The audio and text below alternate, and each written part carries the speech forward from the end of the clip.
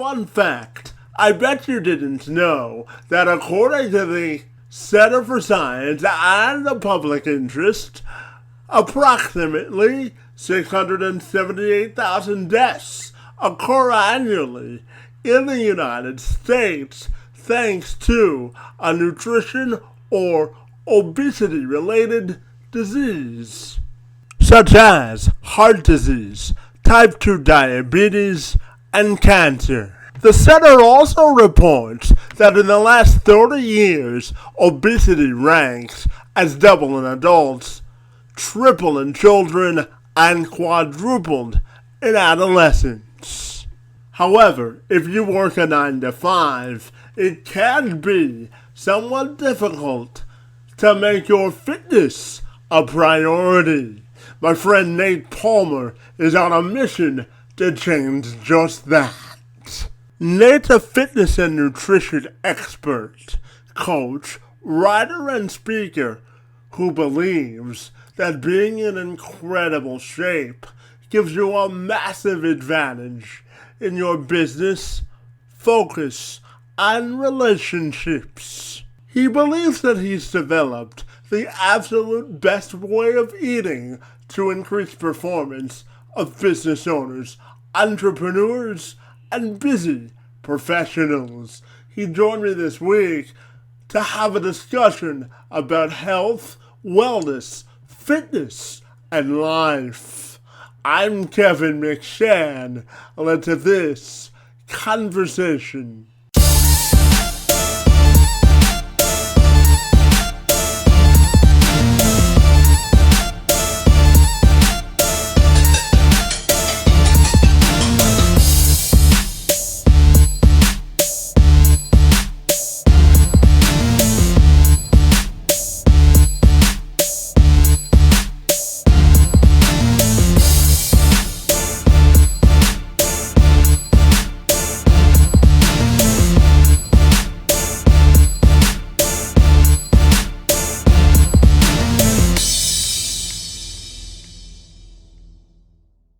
Palmer says that developing effective eating habits is one of the most effective ways that we can all strive for excellence in everything we do. And we began our discussion by him detailing how healthy eating habits can help us maximize our life, work, and our play. Absolutely. Yeah. So I feel like with all things, this is sort of an idea that I had that I was working with some clients on, and it evolved over time, right?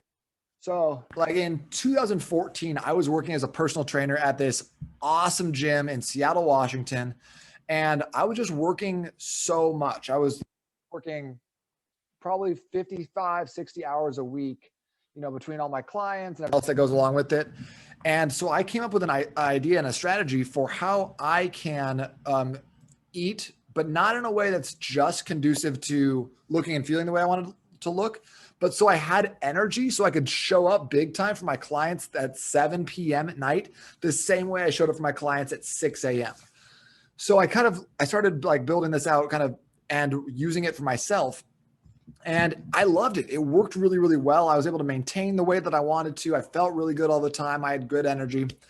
And then in 2018, I started working with a couple of clients here in Phoenix. And I remember this one guy, he was a roofer here, just started a roofing business. And he came to me and he said, listen, I don't even care about weight loss. I got weight to lose. I don't have the bandwidth for it.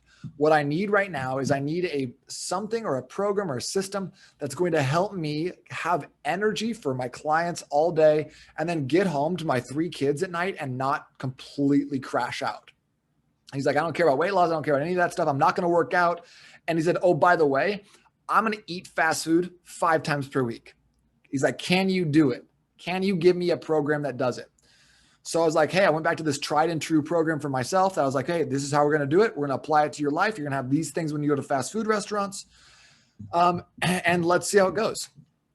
So week 1, he was like, wow, my energy feels really good. I don't feel sluggish. I don't feel like I'm getting these like cravings or like falling off and like feeling like I need a nap in the afternoon. And then fast forward like 2 months, he goes, you know what? Like, not only do I feel awesome, but I'm also down 30 pounds. So he lost a ton of weight without even really still maintaining the like an easy to do nutrition routine while on the road and driving like 10, 12 hours a day. So that's kind of like where it came from. That's where the basis was. Yeah, absolutely, Nate. I've asked you one question, and I can already see that you have a tremendous amount of energy and passion for what to do. So I'm curious to ask you where personally that comes from and where you get the most gratification for the work that you do. So are you asking like where my personal energy comes from? Yes, sir. All right. Yeah. So honestly, like there's a couple things in life that pump me up, Kevin. And number one, I love talking to people. I love talking to other high performers and business owners, entrepreneurs. So like getting a chance to chat with you on the podcast, I'm always going to just like, I'm just excited about it. So I'm a kind of an excited person. Also, like I eat in a way that I think fuels my lifestyle. I want to be lean. I want to look good. I want to feel great. I want my joints, tendons, ligaments. I don't want to have any pain. And then I also want to be able to show up big time for my clients. I want to get on podcasts and have a great time. Like I want to come home. I got a 3-year-old and a 4-month-old at home. And they have like, if you think I've got energy, like, bro, these kids are crazy.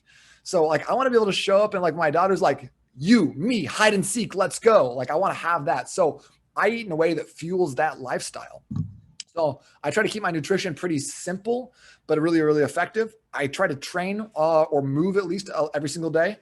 And the thing that's really lights me up is just like helping other people see that getting these results, making sure that they have the pieces in place to feel excellent and look the way they want to look on a daily basis is not hard. It's not that challenging. It doesn't require marathon workouts.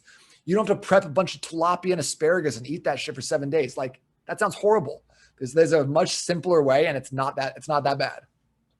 And then tell me, how do you think people can make their fitness a priority? Because I always tell people that you may make time for the stuff that's important to us. So tell me, how do you think people watching this can make their fitness a priority? That's a good question, and I think I totally agree with you. I feel like when people tell me like, oh, I don't have time, I'm too busy, what that really means is that, hey, like, it's just not a priority for me. It's not like, that's not something I'm interested in at the moment. And I think that like, number one, saying it that way, Kevin, gives you so much more power. If you're like, oh, I'm just too busy, I can't make it work. That's a powerless attitude. And it's an external locus of control. It's like giving control to externalities and things around you that don't necessarily like, that are not something that you can manipulate or change. So you go, listen, my fitness, like with my client, he goes, listen, training, not a priority for me. Energy, number one priority for me. So when you're able to like actually have that clarity and speak powerfully about what your goals are, I think that's the first thing. Okay. And then I think after that, like we'll always do more for other people, Kevin, than we will for ourselves. So if I said, hey, like you got to do this, it's going to be important for your health, you're going to feel a lot better. That's one thing.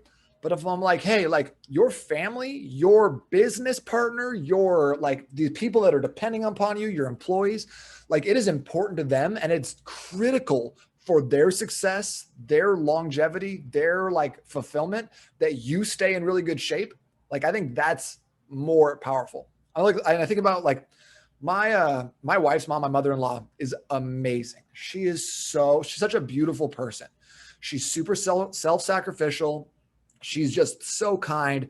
She'll go out of her way to do anything for you. If I was like, hey, Tammy, I need $100 in cash delivered to me in pennies in like 40 miles away from where you work or whatever, she would come do that for me because she's the best.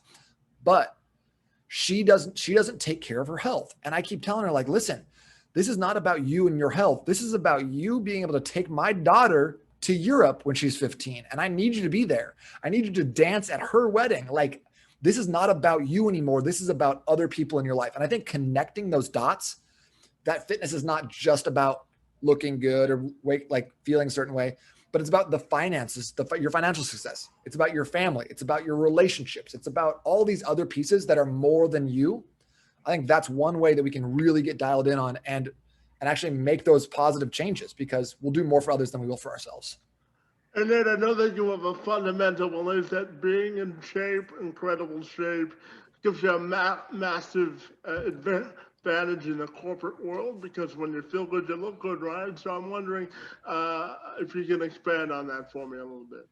Yeah, I agree with you. I think that like when you wake up in the morning and you look the way you want to look, or you look good, it's there's two things that happen. Number one, your confidence goes up through the roof. And when you're confident, Kevin, like more than anything, you walk into a room with a certain presence. You know, you show up to things in a certain way with confidence, and you just like it just changes how you interact with your environment. It changes how people see you based on how you see yourself.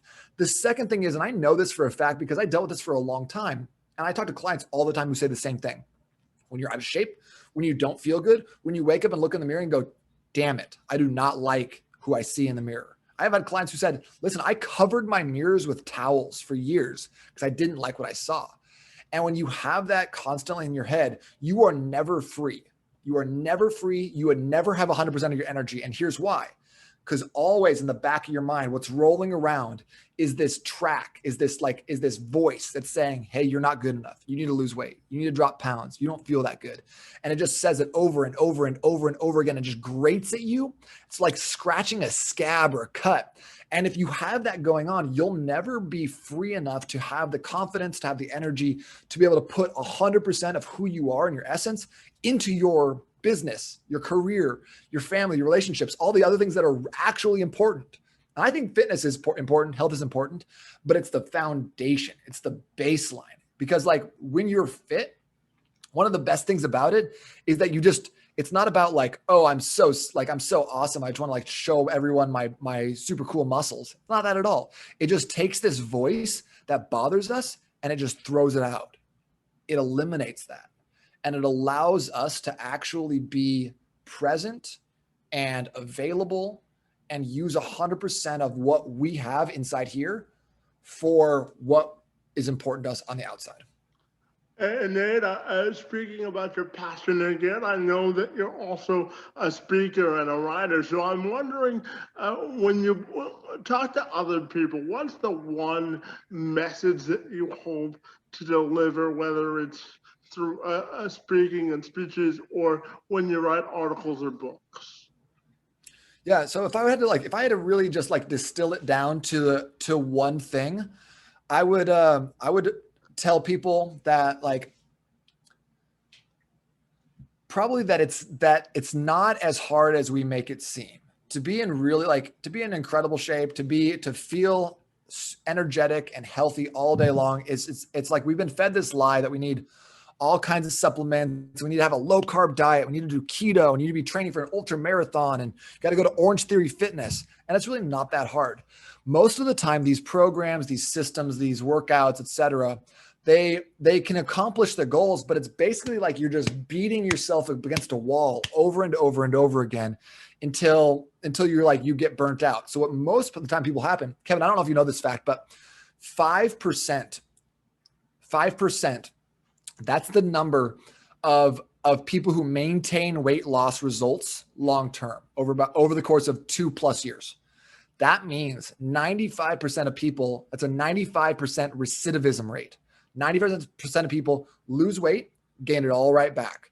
And it's because they do unsustainable, like actually like counter to their body's natural rhythms and systems, these processes. So like, yeah, like could you lose weight and have a six pack by eating only grilled tofu and broccoli every single day for the next 3 months? Yeah, you'll lose a lot of weight. But what happens when you hit that day 91? You're going to be like, this sucks so bad. I'm never doing it again. Where are the cookies at? So I believe that by having a system in place that works with your body, gives you energy when you need it, and enables you to do more, be more, and have more rather than trying to like lose, drop, reduce, decrease. It becomes just so much more easy and enjoyable to be on this journey, on this process. Yeah, Nate, I was also curious to note Palmer's perspective on the difference between disciplined and undisciplined eating and the effects it can have on our diets and our overall quality of life. Yeah, I think that that's a great question. And I think that a lot of times the discipline, because I really prefer discipline. A lot of people talk about motivation.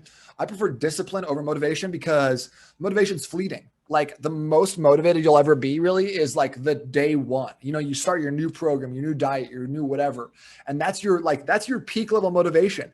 Generally after that, it kind of just decreases over time.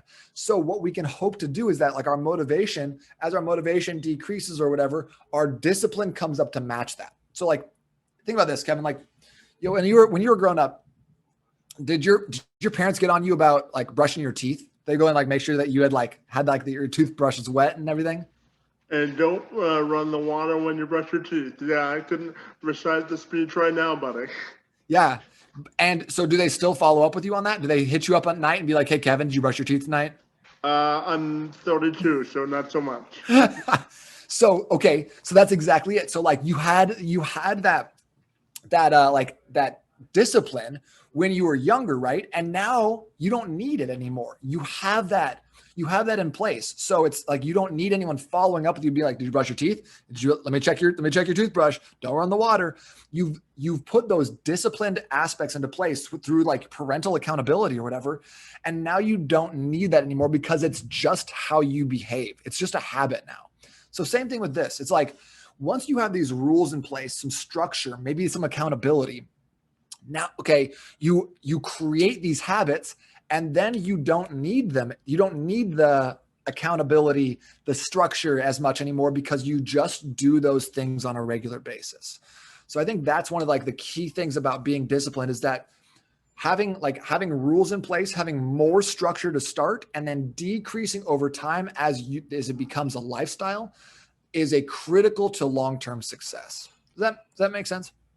Yeah, absolutely, buddy. And I also wanted to follow up with this. I was born with what's called spastic quadriplegic cerebral palsy. It simply means that I don't have enough oxygen in my legs to walk normally. And I know for me, the freedom of movement and moving my muscles, swimming is big for me in managing my disabilities. So I'm curious to get your thoughts on uh, the importance of movement for people with disabilities and just ordinary people as well. Yeah, good question.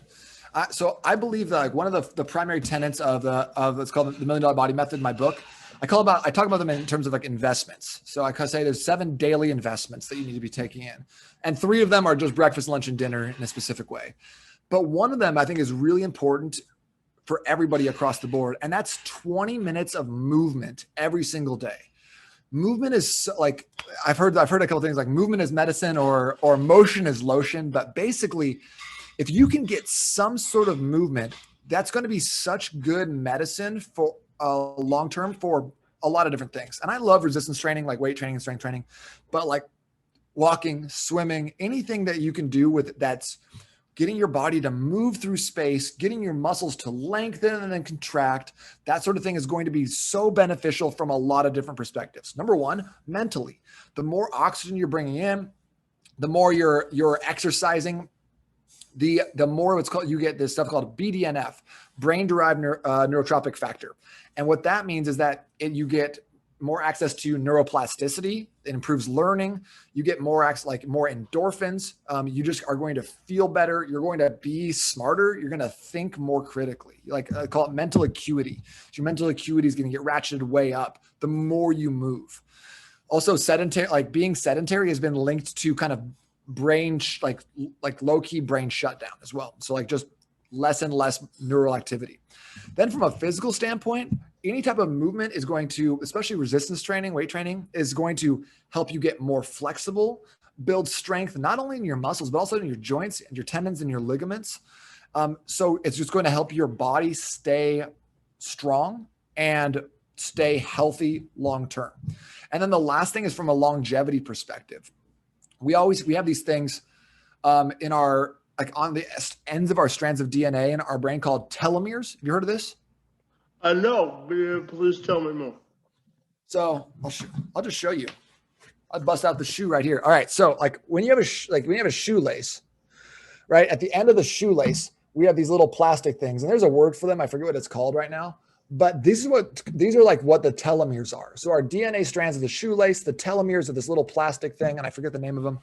But what happens over time with more inflammation, more toxic stuff from our environment is those telomeres get shorter and shorter and shorter.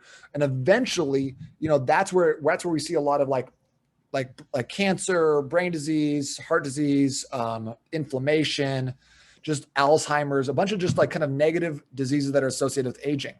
Movement, resistance training, swimming, biking, running, anything like that, that all helps you maintain the length and the integrity of your telomeres, which can help you with the aging process and help you age more gracefully. So all in all, like kind of everyone needs to move. There's not necessarily like one right way to do it. If you like swimming, great. If you like walking, great. If you love weightlifting, great. But you need to be moving on a daily basis to get access to all of these things, which by the way, are free, right? And so much more impactful than taking the next fat burner or ketones or whatever crazy supplement Dr. Oz is promoting at the moment. I totally agree. In terms of empowerment and taking control of your own fitness, it's a decision that each of us individually has to make, right? So, and then I know that you have some thoughts on the importance of breakfast and the difference between training and exercise. So I'm wondering if you can dive into that for me. Yeah, so I think breakfast kind of for a while is like kind of got a bad rap. Everyone is like, well, breakfast, it's not really the most important meal of the day, or there's a lot of misunderstandings about it, especially with the popularity of the 16-hour fasts recently. People think about like, well, breakfast isn't that important, I can just skip it, or like, oh, I'm on the way out the door, I just need to grab a banana, grab a Pop-Tarts. And I think a lot of this comes back to like the standard American diet and basically what we have to like what we think about when it comes to like breakfast in America. And maybe you can correct me if I'm wrong, but I bet this applies to Canada too. But like if you look at like kids cartoons and like Saturday morning cartoons, it always says like a healthy part of a complete breakfast, and it shows bowl of Lucky Charms, it shows like a bagel, it shows a banana, it shows like 2 waffles, and then like an orange juice and a milk. And so right there, what they're showing you is that like a healthy breakfast includes 500 grams of carbohydrates, all processed, all high in sugar. And so even the banana, that's natural, but it's still the wrong idea and the wrong way to start your day off, because most people have they have their standard American breakfast. Then they're hungry again at 10:30. So they have like half of a donut from the break room. Then they're hungry at lunch. Then they're hungry and tired about like 2:33. And then they go home and have a big dinner. And then they wonder why they don't feel good. They wake up with brain fog, because all day long we're training our body to take in carbohydrates and then store them. So like we start off our day with this really negative cycle that puts us behind. And have you ever had an experience where you're like, okay, got to be somewhere at 7:30, so I got to leave my house by 7:10, whatever. And then you wake up at 7:08 and you're like, oh no. You know what I'm talking about? Absolutely. I've been there myself. Yeah. Yeah. So that when you get behind in the morning, it's incredibly hard to get back on track, right? You spend the rest of the day kind of rushing here and there and trying to figure it out. So same thing with nutrition. If you get behind in the morning, it's hard to get back on track. So I think breakfast is one of the most important meals of the day because it sets you up for success the rest of the day. One of the core daily investments is the right breakfast. A high protein, high fat breakfast is going to pay huge dividends throughout the rest of the day. And there's 2 reasons why. Number one, high protein, very satiating, satisfying. You're not going to get the cravings all day. Okay. When you spike your blood sugar in the morning, spike your insulin, you're going to have more cravings, more insulin resistance all day long. So you set yourself off in a bad way. High protein is going to be a great way to do that. High fat is going to keep your digestion slowed, slow release of nutrients into your system all day long. And then what's amazing about it is that as you go through your day doing some what I call low impact activities, riding, working, sitting, reading, speaking, emailing, all those sorts of things that we do on a regular basis now, you're telling your body to start use your fat for fuel. So the stored fat, because you didn't give it any carbohydrates, where it thinks, oh, I've got these carbohydrates. I'm just going to pull from the food rather than from my stored fats. So it's like when you have your phone and you're like, man, I can't ever get my battery to go down. That's like your stored fat. Well, it's because it's plugged into the wall. And if it's always plugged into the wall, like you're always eating, you're never going to be able to drain your battery. So only when you unplug are you going to be able to actually go through, drain that battery, burn that fat, because like your fat doesn't get burned when you're just in the gym. It's all those other times a day as well.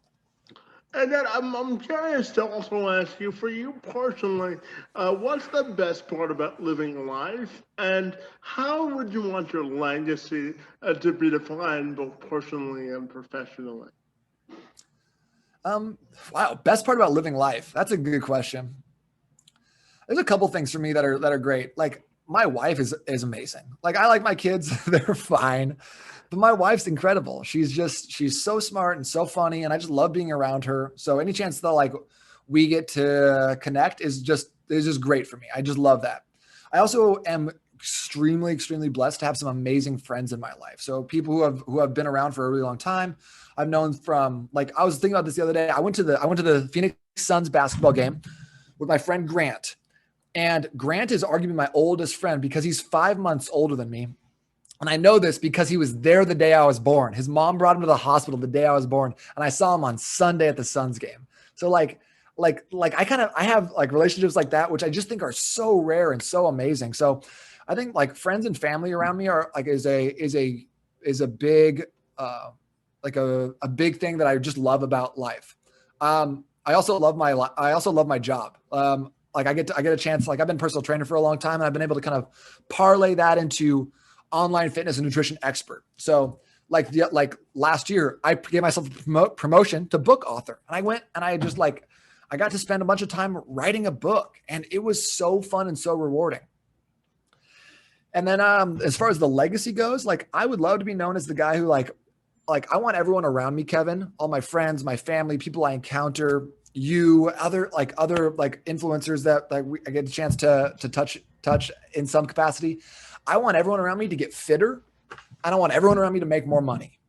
And that's like, if I can help people accomplish that goal in some form or fashion, whether it's an introduction to someone else or a quick tip on their nutrition, you wouldn't believe, like I run a business helping people with training and nutrition. I get on the phone with a lot of people where I go, listen, not the right time. Here's what I want you to do instead. This one piece, this other piece, and then check back in with me in 3 months. I tell people no to work with me all the time and just give them these small little pieces, because I want my community, my tribe to just be absolutely flourishing. And I think that would be the number one legacy, that if I could leave that behind, I'd be very pleased with that. Yeah, absolutely. And I'm also curious to ask you about being married. You seem to be a high energy guy with a lot of passion and commitment to what you do. So, how do you manage your personal and professional life, and how do you be present as a husband and a father, buddy? Well, Kevin, dude, I'm not going to lie to you. I struggle with this. Like if you look at my to-do list, it's always pages long. I don't even know how many messages I have right now. I get messages all the time on my phone. I'm like always getting blown up. I get like a couple hundred emails a day. I get a couple hundred messages on Facebook a day. So I struggled with being present a lot of times. So like my wife and I try to do a thing where it's like, hey, I need your attention right now. Hey, can you put your phone down and can we talk about this? And like just kind of having that grace for each other there has been really, really important. And I think having proper expectations and communication has been just incredible for our marriage. And that's been, we've been married 10 years 2 weeks ago. It was our 10-year anniversary. And it's been an evolution, and we've had like issues and things have come up, but I think that like just having grace for each other and understanding that like, hey, I want to do good by you. I want to do right by you. And sometimes I screw up and sometimes I don't do it right. But I will try, and I'll try to get it better. I'll try to do better next time. I think that's been one of the keys to having like a successful relationship. So I don't know if like I'm the right person to talk to because I screw up all the time and I'm not present, or she's talking and I'm watching the Suns game out of the corner of my eye or whatever's happening. But like I think one of the keys for me in my life is I'll always try my best. I'm going to try my best at my job, with my family, with my wife, with my communication. Well, that's certainly an authentic answer, and I appreciate that. So you brought it up a couple of times, so I'll ask you, how do you think the Suns are going to fare in the rest of the Western Conference Finals there, Bud? Suns in five. Suns in five. I'm open. I know the Clippers came back from an 0-2 two times now. I know Paul George is playing lights out. Patrick Beverley seemed to have Devin Booker's number last night. But man, let's go Suns. I think we got this. We just need to hit those threes though next time. Are you worried about the COVID recovery for Chris Paul, or not so He much? played last night, so I think he was just a little cold, but I think we'll be fine. So I'm also curious to ask you, how do you define fun there, Bud, when you're not working? Fun? Yeah. I don't know. I love having fun. It's one of my core values, but I just feel like I've been such this head down workspace that like I was talking about this the other day. Like I don't have that many hobbies right now. Most of what I do that's fun for me is like having conversations with people, talking to people about their businesses, talking about fitness with my clients or my friends. I've got an amazing community on Facebook that I have a lot of fun engaging with. I put out a podcast once a week. That's fun for me. I have fun with my kids at home. And then I just got a new bike. That's fun. I'm excited about that.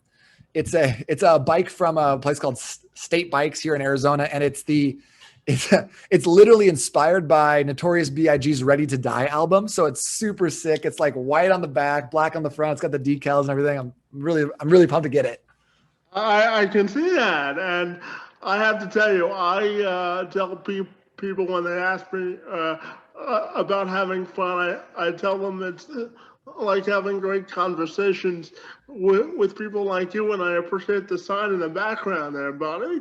And my final question for you, Nate, is tell me about the book that you've written and how people can get connected with you if they're so inclined to do that.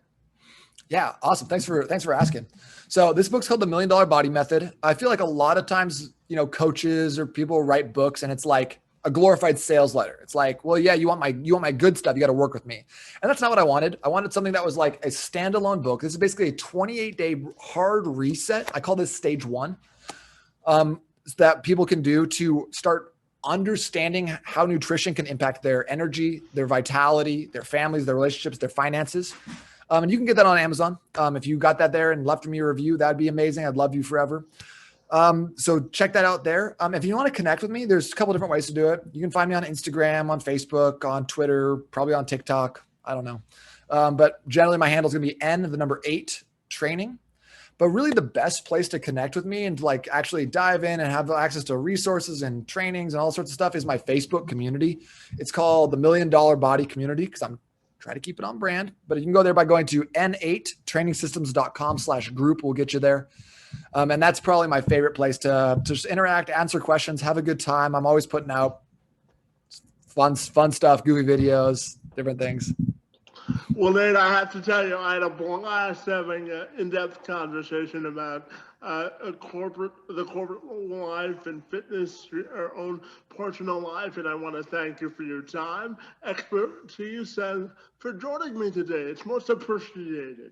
Yeah, you as well. Thanks so much for having me on. This was a lot of fun talking to you, Kevin. I hope you have a great rest of your day.